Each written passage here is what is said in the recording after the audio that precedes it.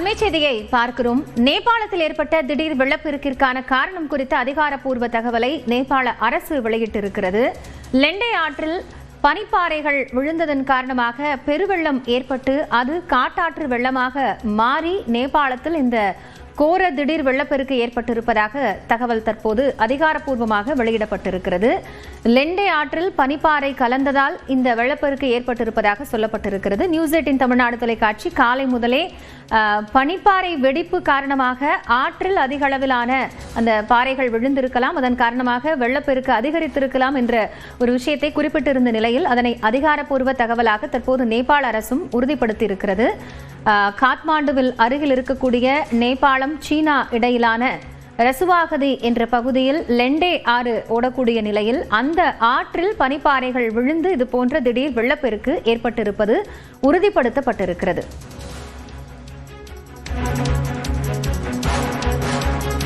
தமிழ்நாட்டில் இருக்கக்கூடிய பல்வேறு அரசியல் கட்சி தலைவர்களும் நேபாள விபத்து தொடர்பாக தங்களுடைய அறிக்கைகளை வெளியிட்டு வரக்கூடிய நிலையில் அதிமுக பொதுச் செயலாளர் எடப்பாடி பழனிசாமி தற்போது அறிக்கை வெளியிட்டிருக்கிறார். அதில் நேபாளத்தில் ஏற்பட்ட வெள்ளப்பெருக்கு அதிர்ச்சியை அளிப்பதாக குறிப்பிட்டிருக்கிறார். 60 தமிழர்கள் உட்பட 400க்கும் மேற்பட்டோர் காணாமல் போயிருப்பதாக சொல்லப்படக்கூடிய நிலையில் தமிழர்களையும் இந்தியர்களையும் மீட்க உடனடியாக நடவடிக்கை எடுக்க வேண்டும் என்று அவர் குறிப்பிட்டிருக்கிறார். அதே நேரத்தில் தமிழர்களும் காணாமல் போனதாக வெளியாக இருக்கக்கூடிய செய்தி அதிர்ச்சி அளிப்பதாகவும் இபிஎஸ் தெரிவித்திருக்கிறார்.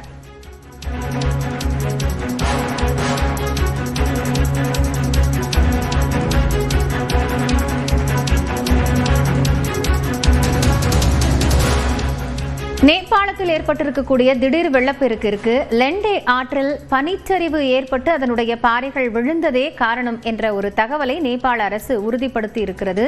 சாலைகள், பல்வேறு இடங்களில் இருக்கக்கூடிய கட்டடங்கள், வீடுகள் உட்பட அனைத்துமே தண்ணீரில் அடித்துச் செல்லப்படக்கூடிய அந்த காட்சி வெளியாகி பதைப்பதைப்பை ஏற்படுத்தி இருக்கிறது. பல இடங்களில் மக்கள் உயிரை கையில் பிடித்துக் கொண்டு ஓடக்கூடிய காட்சிகளும் வெளியாக இருக்கின்றன. மேம்பாலங்கள், தரைப்பாலங்கள் உட்பட நேபாளத்தினுடைய அடிப்படை கட்டமைப்புகள் அனைத்தும் தற்போது காட்டாற்று வெள்ளத்தால் அடித்துச் செல்லப்பட்டிருக்கிறது.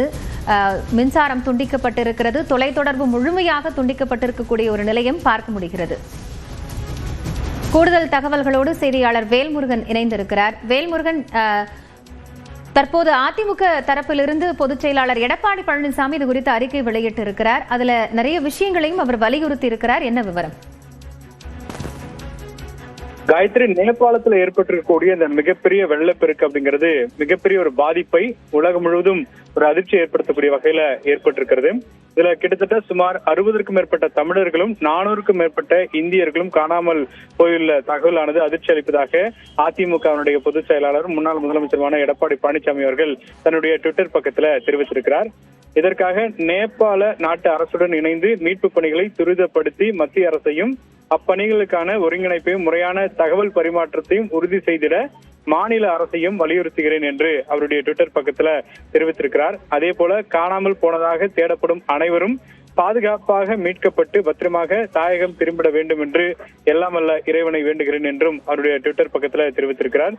தொடர்ச்சியாக அனைத்து கட்சி தலைவர்களும் தமிழ்நாடு அரசும் தொடர்ந்து இந்த முயற்சிகள்ல காணாமல் போன நபர்களை மீட்டு வரக்கூடிய பணிகள்ல தொடர்ச்சியாக ஈடுபட்டிருக்கிறார்கள். தமிழ்நாடு அரசின் சார்பில் இதற்கான பல்வேறு அறிவிப்புகள் வெளியிடப்பட்டு அவர்களுக்கான சிறப்பு அழைப்பு எண்களும் கொடுக்கப்பட்டிருக்கிறது.